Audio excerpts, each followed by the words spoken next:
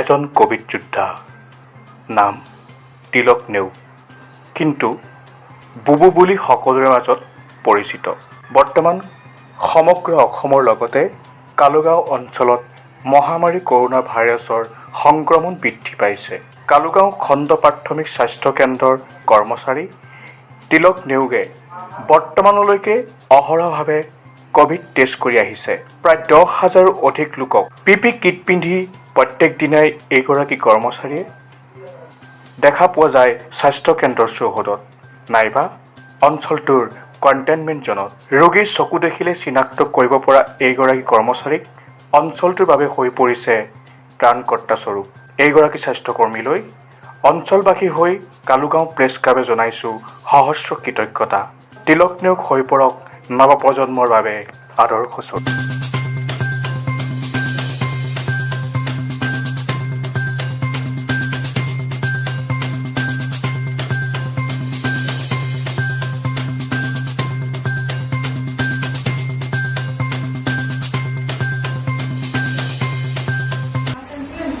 আমি Kalugaon block PSC জিমচা doctor Pradip শইকীয়াকে প্ৰমুখ্য কৰি গোটেই ষ্টাফে আজি আমি কোভিড যোদ্ধা হিচাপে কাম কৰি আছোঁ।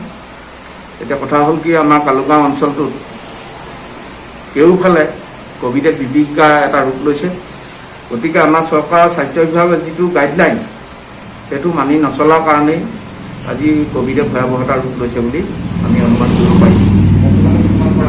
এতিয়া বৰ্তমানলৈকে আমি 4,500 টেষ্ট কৰিছোঁ জানুৱাৰীৰ পৰা। এতিয়ালৈকে মোটামুটি পজিটিভ প্ৰায় 250 ওপৰত হ'ল। গতিকে এতিয়াও পজিটিভ ডেইলি 14টা 15টা এইভাগে গড়ে ওলাই আছে। গতিকে ইয়াৰ ভিতৰত আপোনাৰ হলগুৰি অঞ্চল, কালুগাঁও, বৰপাত্ৰদৌল, জেৰেঙা, গায়নগাঁও, দৰকাষৰীয়া, মগৰহাট, লুণপুৰীয়াকে আদি কৰি এই গাঁওখনত এটা ভয়াৱহতা ৰূপ লৈছে। আমি ভাবিছোঁ যিটো কোভিড প্ৰট'কল সেইটো তেওঁলোকে মানি চলা নাই, ডিষ্টেঞ্চটো নামানে। গতিকে মাস্ক দেখিবলৈ পোৱা যায় থুতৈ। গতিকে মই আমাৰ কালুগাঁও ব্লক PSC ফালৰ পৰা মই তিলক নেওগে ৰাইজক এটাই প্ৰাৰ্থনা জনাইছোঁ, নমস্কাৰ কৰি আপোনালোকে কোভিড প্ৰট'কল মানি চলক। নিজৰ পৰিয়ালটো উপৰিও চুকটো বচক, সমাজখন বচক, দেশখন বচক। এয়া আমাৰ কালুগাঁও প্ৰাথমিক স্বাস্থ্য কেন্দ্ৰ কোভিড যোদ্ধাৰ পৰা বিনম্ৰ আহ্বান।